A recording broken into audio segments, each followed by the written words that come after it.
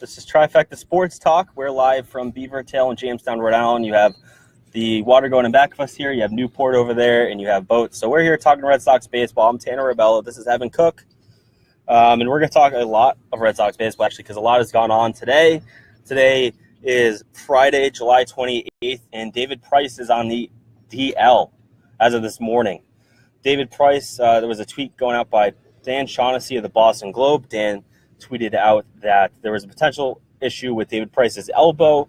He had a bad start out in LA. This is an elbow that nagged him in spring training. It caused him to start the year on the DL. After several rehab starts, they rushed him back to Boston. He's had 12 starts since coming back. And you started to see this issue in Anaheim where the elbow kind of flared up. And often with elbows, they will always flare up. You know, it's never going to go away, and eventually Tommy John was needed and potentially still is needed here now that he's on the DL. But this is very convenient, I believe, to the team and to David Price that he is on the DL with his elbow injury. I'm not saying he doesn't have an issue, because I do believe he was going to need Tommy John anyway or need some kind of surgery, but it's very convenient that on the day that he was supposed to pitch at Fenway Park, after all this news came out about the Dennis Eckersley story, which we'll get to a little bit later, that now he's on the DL right before that start. Oh, it absolutely is very convenient. It's been pretty obvious that David Price has kind of been a crybaby his entire career, especially with the Red Sox. Obviously, you had the thing come up with Dennis Eckersley, but it's not. Then you also had it earlier this season with Evan Drellick, where he confronted him in the Red Sox clubhouse at Yankee Stadium. So it's nothing new with David Price. Yeah, it is interesting. You know, you did have that incident with Evan Drellick. You had the blow-up on Dennis Eckersley. Now the details of that came out last week with the Boston Globe report. And now you have other reports saying who was the players cheering, or, you know, there's a lot of conflicting reports, especially like Dustin Pedroia, which actually is one of those guys. Rick Porcello has been rumored to do it. Chris Young was another guy who was connected as well. But with David Price, you know, he's not going to make his start tonight at Fenway Park. And you're going to have Rick Porcello going tonight, and tomorrow night you're going to have Brian Johnson, and Johnson's likely going to be your fifth starter the Red Sox have announced that it's going to be Rick Porcello tonight, Eduardo Rodriguez tomorrow, and then Evan Sunday, just let me say that, and he didn't stop me. What an ass. So Drew Pomeranz on Sunday. I told you right before we started. No, he didn't. He said Robbie Scott was called back up. I said Robbie Scott was called back up, right. And then Pomeranz. Evan lied. Evan's a liar. Let that be known that he did not inform me. Okay. David Price is probably done this season. This elbow injury, you saw, was it on Tuesday in Seattle? He met with John Farrell in a closed-door meeting, which is actually not that uncommon, but it could have been talking about the elbow. He had an MRI yesterday, right? Yes. MRI yesterday. So, you know, see if Evan's providing correct information now. So it's going to be interesting to see what happens here with David Price. If he has Tommy John, if that is necessary, his season's over. And next year's probably over as well with Tommy John. So David Price might be done with the Boston Red Sox because after next year he has that opt-out where he could opt out of his contract. I don't believe he will. Do you think he would at that point, Evan? You know, when he was going through free agency, the St. Louis Cardinals offered him a deal that was roughly $30 to $40 million less than the $217 million that the Red Sox offered him. Right now, if he was a good contract he would get after next year would probably be about a 4-year deal, right around the same average annual value of that contract would be. So why not if you're him? Right now, you're absolutely miserable in Boston. I mean, you're making why not just get out of Boston and go to a place that you're going to actually enjoy playing? It's the same thing that happened with Carl Crawford. The only reason why he came to Boston is because the Red Sox blew him out of the water with a gigantic contract offer in that $142 million deal when he was only expecting around 90. Yeah, you know, honestly, I don't think David Price is going to opt out. And I think it's because of this Tommy John that he's potentially going to have. There's no report saying he's going to get that, but it's at this point, you have to assume that he's just going to get shut down. And if he does undergo Tommy John, I don't believe that David Price would opt out of that contract just because the monetary difference in terms of what he's going to get with Boston and what everybody else is going to offer him after next year is not going to be even close. And obviously, you know, he could be open to taking less money. But with Price, you have to wonder that he doesn't really have that endorsement that a lot of players have. His marketability is very low at the moment. So you have to question what is his off-the-field monetary gain, right?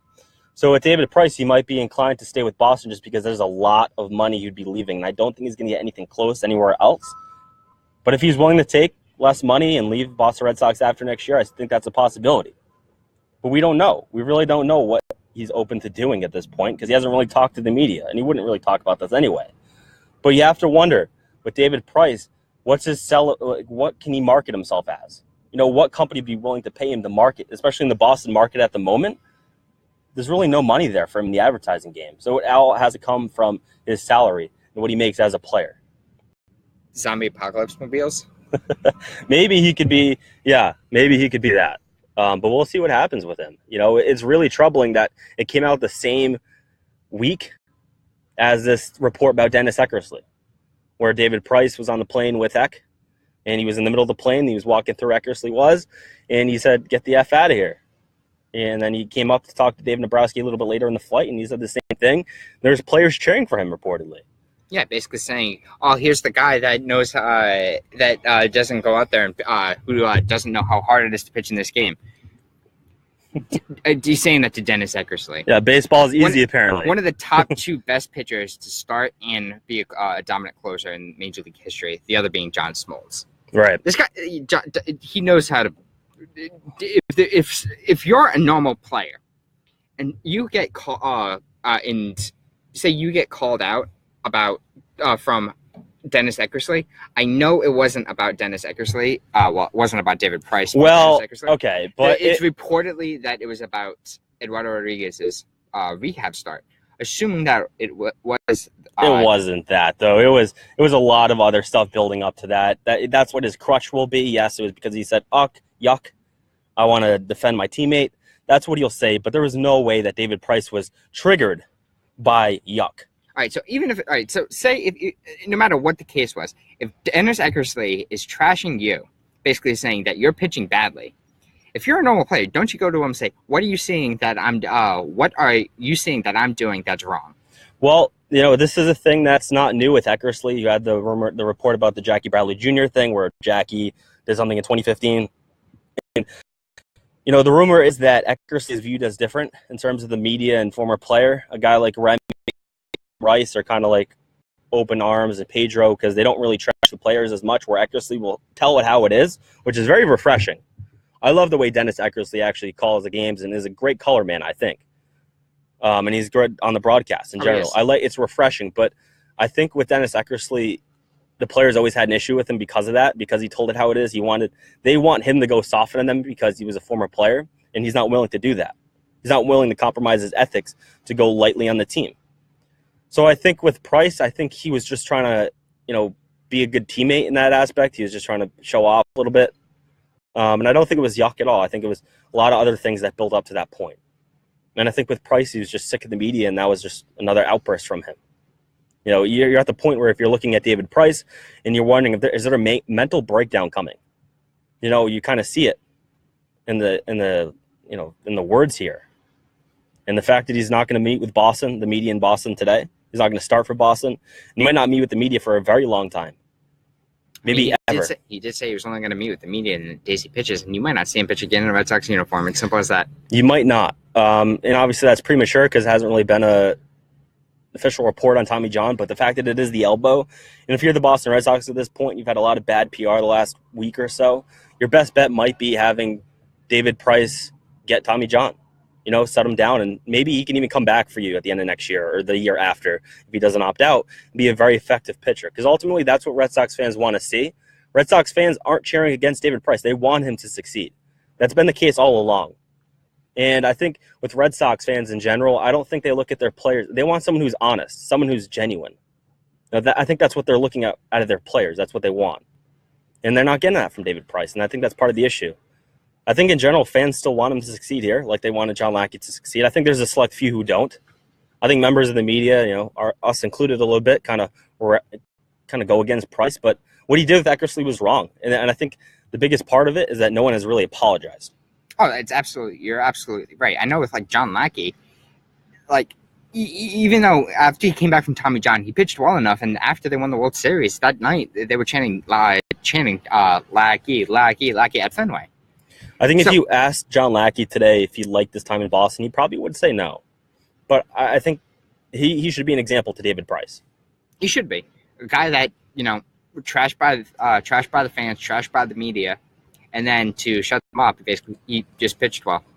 I still feel like even with Lackey, I don't think the fans as a whole really didn't like John Lackey, even when he was at the bottom point of that. I really do feel like the fans are always going to be behind the team no matter what. I think you'll see a drop-off from certain fans who probably disagree with that mindset. But as a whole, I think the fans are still supportive of this team. Even the Dustin Pedroia stuff that has come out, obviously there's been conflicting reports on that, but I think the fans as a whole still really love Dustin Pedroia, and I still love the way he plays.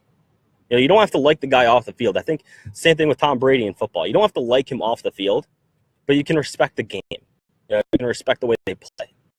I think that's a big difference between that.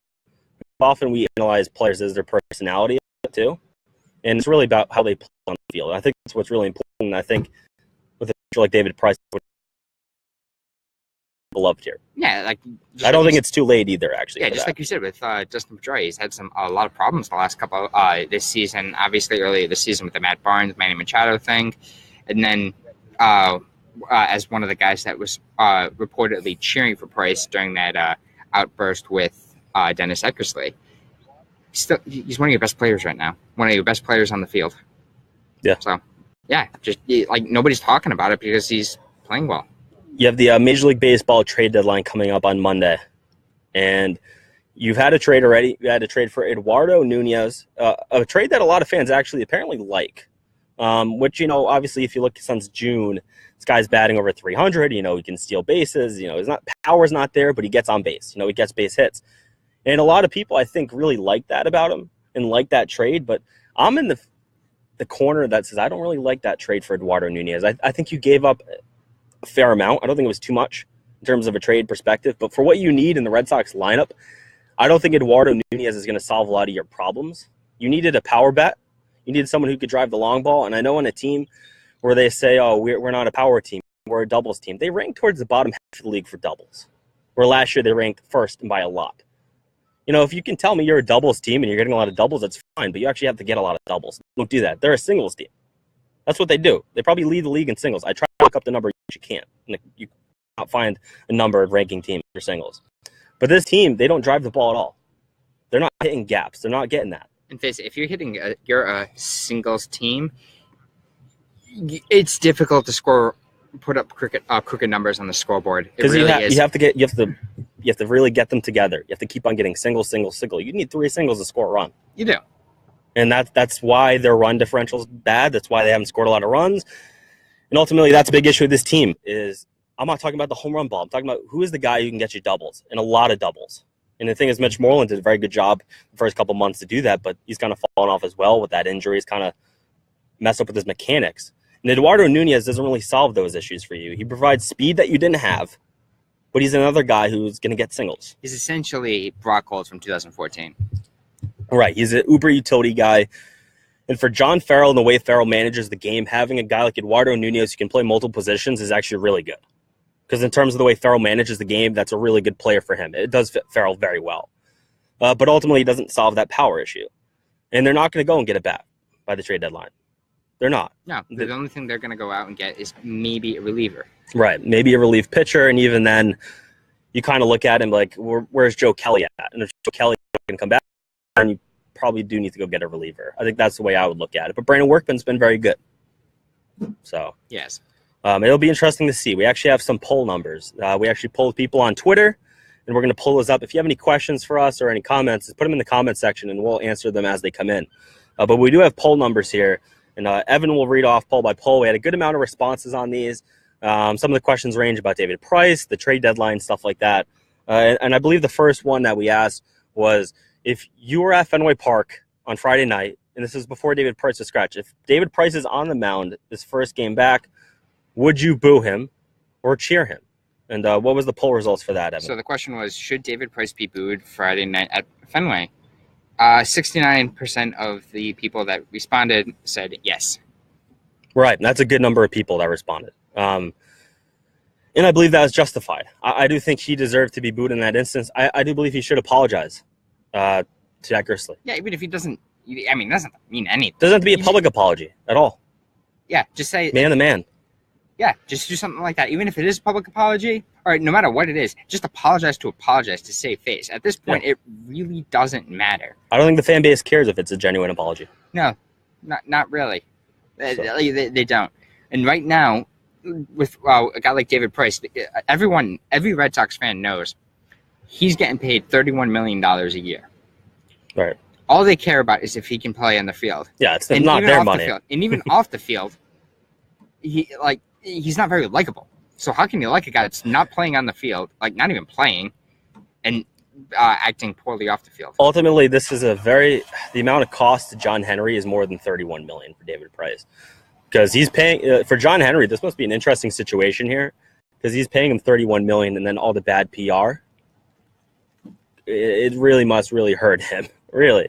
Oh, yeah. This is a billionaire, but he must be sitting like, wow, he must not be happy with David Dombrowski. I'll tell you that. Yeah, next week, from Monday through Saturday, earlier this week, the Red Sox were selling tickets for $9 to high school and college students. $9, and those tickets were $60 tickets. Right, for a Saturday game at that in August. Yeah, you could do it for next Saturday. What's the next poll here, Evan? Would the Red Sox be better off trading David Price? The 50% of respondents said yes. 19% of respondents said no, and 31% said if the price is right. If the price is right, like that one. If the price is right. So ultimately, one of the guys that came to mind for me was Miguel Cabrera of the Detroit Tigers. But ultimately, when I looked at the contract, Miggy still has $180 million left in that contract. So I don't believe that they will trade for Miguel Cabrera, but it would be swapping bad contracts. And ultimately, Miguel Cabrera would be a better locker room guy for your team.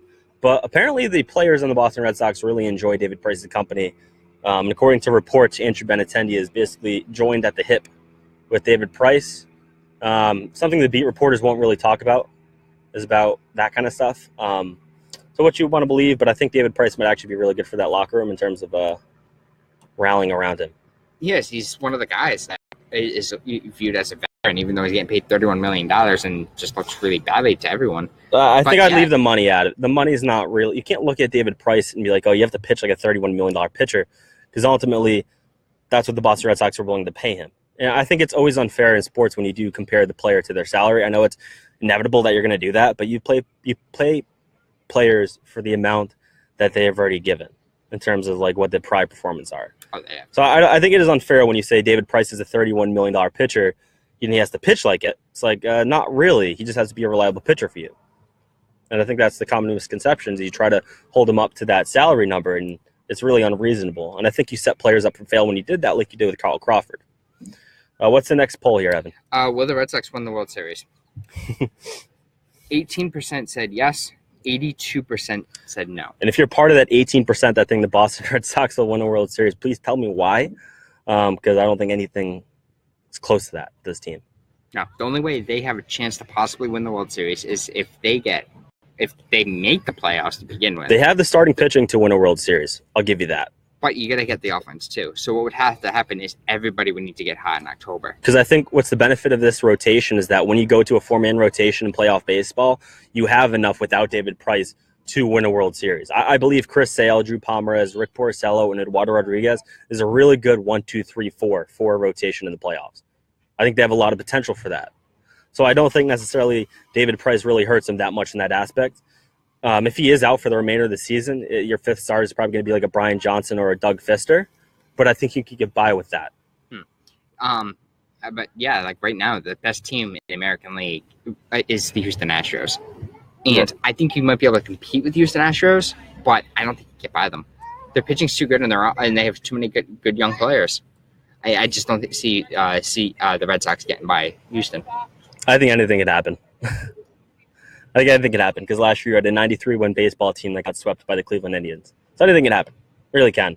And when you do have a team that has like a Chris Sale, Craig Kimbrell, you do have some potential in that lineup still. Some really talented players that are underperforming. I think in a playoff series, anything can literally happen. I'm not going to say Houston's going to win the World Series because I think literally it doesn't matter at this point. No, it doesn't. Regular season does not matter for baseball. Make the playoffs, and then it's like any sport. Anything could happen. What's our next poll here, Evan? Do you think trading for Eduardo Nunez was a good move? I think fans do. So what was the 60-40, yes. Okay. 60-40. I mean, that's close enough with Eduardo Nunez. I think they needed a power bat. I said that. But I would have liked someone with more pop, but I do see the value in trading for him. All right, so what you basically gave up for Eduardo Nunez was this kid, Sandy Anderson, if I have that name correct. He was pitching for High A Greenville earlier this year. Right, they didn't give up that much. What for him. He's projected as possibly being back end of the rotation starting pitcher, or like a seventh, eighth inning guy. So obviously it's way too far to say anything, but that's what you gave up for him. It was fine. The trade for Eduardo Nunez was fine. I think he does add a little bit more versatility to your lineup, and I think that's great for John Farrell. I think it doesn't solve your power issue. So for me, I think in terms of that a good trade, I think it is a good trade, but I don't think it solves their issues. What's their next poll question here? Should the Red Sox make a trade ahead of Monday's deadline? 88% said yes. Wow. 12% said no. 88% of people, and I'm assuming most fans want to see a reliever come into Boston here. I'm going to say if you can't get a reliever on a good price, it's not worth making that trade.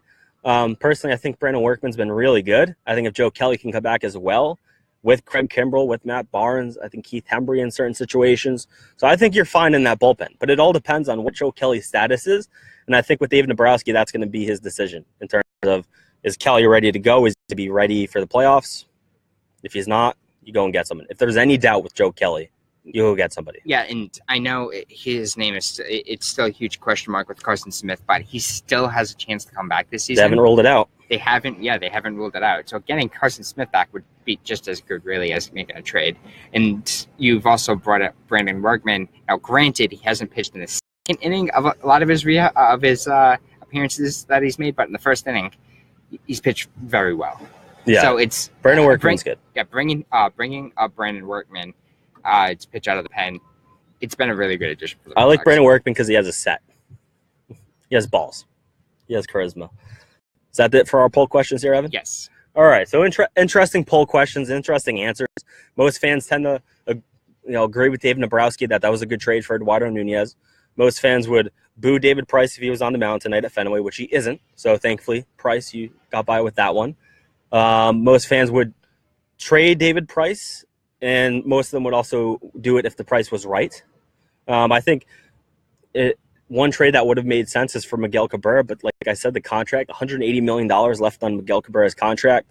So he'd basically swapping bad contracts, but that number is way too high for Boston to just accept. It'd have to be something where both sides kind of agree to do it. I think a team like LA might be willing to move for a David Price. Boston would probably eat most of that salary, though, I believe. So it's interesting to talk about. I think most fans, according to that, want to have a trade here by Monday's deadline, and I think there will be a trade for a reliever. I don't know who. There's been some talk, but ultimately I think Dombrowski will make the right trade in terms of reliever. I think you can get somebody at a good value for you as a team.